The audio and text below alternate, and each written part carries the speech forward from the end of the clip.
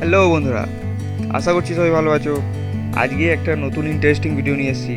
সেটা হচ্ছে folder lock কীভাবে ডাউনলোড আর ইনস্টল করতে হয়। তো বেশি দেরি না করে চলো শুরু করা যাক।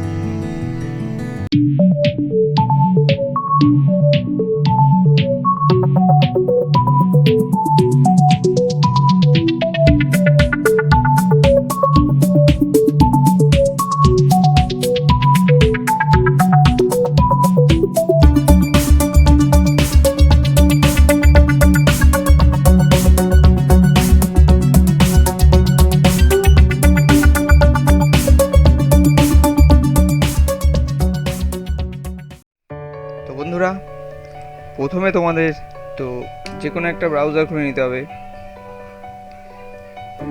ব্রাউজার খোলার পর এখানে তোমরা গুগলে লেখো ফোল্ডার লক।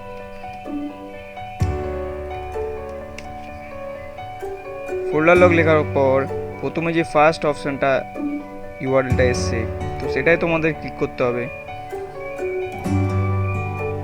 তো বন্ধুরা, এই হচ্ছে আমাদের মেন সফটওয়্যারের যে পেজের লিঙ্কটা সেটা হচ্ছে এটাই, সেটা হচ্ছে newsoftware.net-এর। তো এখান থেকে তোমরা সফটওয়্যারটা ডাউনলোড করবে। এখানে যে ডাউনলোড নাও বলে অপশান আছে, সেখান থেকে তোমরা ডাউনলোড করবে। আর হচ্ছে এখানে ফুল ভার্সান তোমরা যদি ডাউনলোড করতে চাও তাহলে তোমাকে এখানে ক্লিক করতে হবে ফুল ভার্সানে, আর তোমাকে সফটওয়্যারটা পারচেস করতে হবে। তো আমরা প্রথমে এটাকে ডাউনলোড করব। খুবই ছোটো সফটওয়্যার, 11 MB একটা সফটওয়্যার।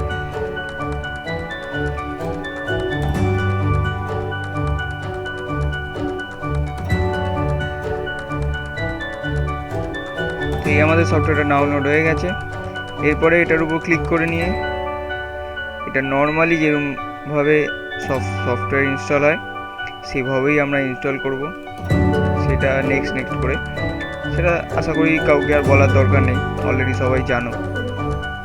তো আমি এটাকে আর ইনস্টল করছি না, কারণ এটা অলরেডি আমার ইনস্টল করা আছে।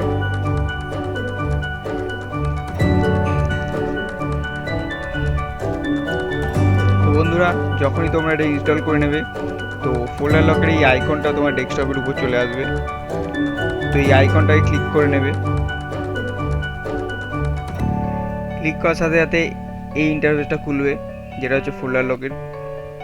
তো এইখানে প্রথমে তোমার পাসওয়ার্ডটা সেট করতে হয়, যেটা তুমি পাসওয়ার্ড ফোল্ডার লকে সেট করবে সেই পাসওয়ার্ডটা তোমার মনে রাখতে হবে। সেটা দিয়েই তুমি পরে ফোল্ডার লকটা অ্যাক্সেস করতে পারবে। কোনো কারণে পাসওয়ার্ড ভুলে গেলে তবে এখানে রিকভারির অপশান নেই, তোমাকে পাসওয়ার্ডটা অবশ্যই মনে রাখতে হবে।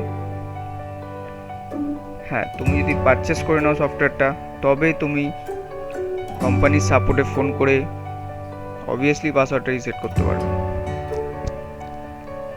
আমার এখানে দেখো উপরে দেখাচ্ছে রেজিস্টার্ড ভার্সন, তো আমি এটা রেজিস্টার করে নিয়েছি। ঠিক আছে, আর এই রেজিস্টারটা করেছি শুধুমাত্র তোমাদের দেখানোর জন্য, কারণ অবশ্যই আমার এটা এখন দরকার নেই, সেই জন্য আমি এটাকে অবশ্যই পারচেস করব না, শুধুমাত্র রেজিস্টার করেছি তোমাদের দেখানোর জন্য। তো প্রথমে আমি এটাকে একবার অন করে দেখাই কিভাবে এটা কাজ করে।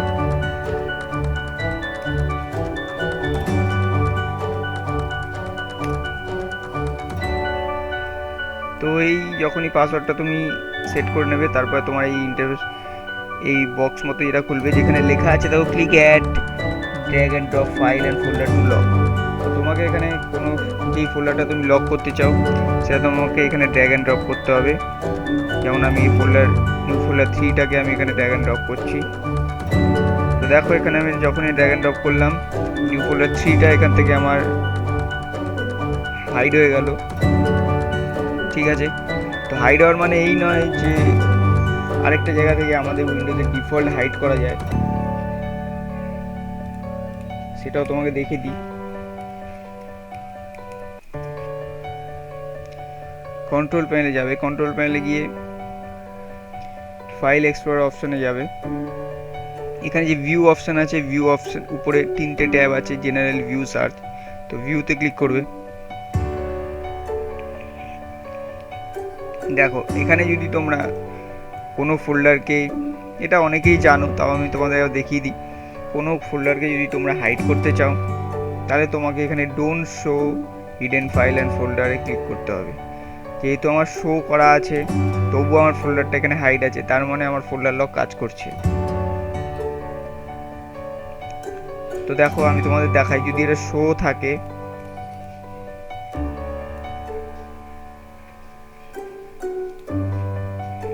আর আমি এই নিউ ফোল্ডারটাকে হাইড করতে চাই, তাহলে আমার এখানে ফোল্ডারটার উপর রাইট ক্লিক করে প্রপার্টিসে যেতে হবে। নর্মাল যেটাকে হাইড করা বলে সেটাও তোমাদের দেখিয়ে দিই। তো এখানে রিড অনলি আছে, হিডেন আছে, রিড অনলিটাকে তুলে দিতে হবে, শুধু হিডেনে ক্লিক করতে হবে। তো আমি হিডেনে ক্লিক করার অ্যাপ্লাই করলেই দেখো ফোল্ডারটা ফেড আউট হয়ে গেছে, তার মানে এটা হাইড করার জন্য রেডি। তো ওই হাইড আইকন করার পর তারপরে তোমাকে ফাইল এক্সপ্লোর অপশন যেতে হবে। এখানে গিয়ে তুমি ভিউতে ক্লিক করে don't show hidden file and folder all types করলে দেখো আমার এখান থেকে নিউ ফোল্ডারের যেই ফেড আউট ফোল্ডারটা ছিল ওটা হাইড হয়ে গেল। এবার যদি আমি এখান থেকে গিয়ে ভিউতে গিয়ে আবার এটা শো করে দিই, দেখো এখানে আমার নিউ ফোল্ডারটা আবার চলে আসলো। তারপরে যদি তুমি এটাকে হাইড থেকে সরাতে চাও তাহলে আবার প্রপার্টিসে গিয়ে এই হিডেন টিকটা তুলে দাও, অ্যাপ্লাই ওকে করো, দেখো এটা আবার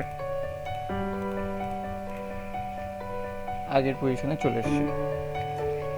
তো এটা ছিল নর্মাল যে বেসিক ফোল্ডার কী করে হাইড করে সেটা তোমায় দেখিয়ে দিলাম। আর এইখানে যে ফোল্ডার লকের মাধ্যমে তুমি এখানে ফোল্ডারটা দিয়ে দিলে সেটাও হাইড হয়ে গেল, কিন্তু তুমি বেসিক হাইড যদি সরিয়েও দাও তাও তোমার এখানে দেখাবে না, কারণ এটা ফোল্ডার লক দিয়ে হাইড হয়েছে। তোমাকে ফোল্ডার লক থেকেই এটা ওপেন করতে হবে। তো এইখানে দুটো অপশন আছে, তুমি এখানে ক্লিক করে এটাকে আনলক আইটেমও করতে পারো। আনলক আইটেম করে দিলে আবার তোমার ফোল্ডারটা তোমার আগের জায়গায় চলে আসবে। আবার যদি লক করতে চাও তাহলে আবার তোমাকে ফোল্ডারটাকে ড্র্যাগ অ্যান্ড ড্রপ করতে হবে, তারপর দেখো আবার এটা ফোল্ডারটা হাইড হয়ে গেল। এবার যখনই তুমি আবার ফোল্ডারটাকে অ্যাক্সেস করতে চাও তোমাকে ফোল্ডার লকটাকে ওপেন করতে হবে। ওপেন করে এখানে পাসওয়ার্ড দিতে হবে,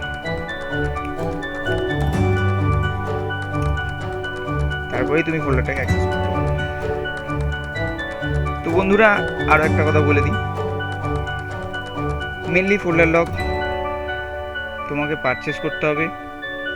ফ্রি ভার্সান কোম্পানি এখনো বের করেনি, তাই তুমি ফ্রি ভার্সানে শুধুমাত্র 25 বারই 25 টাইম তুমি ফোল্ডার লকটাকে অ্যাক্সেস আর আনঅ্যাক্সেস করতে পারবে।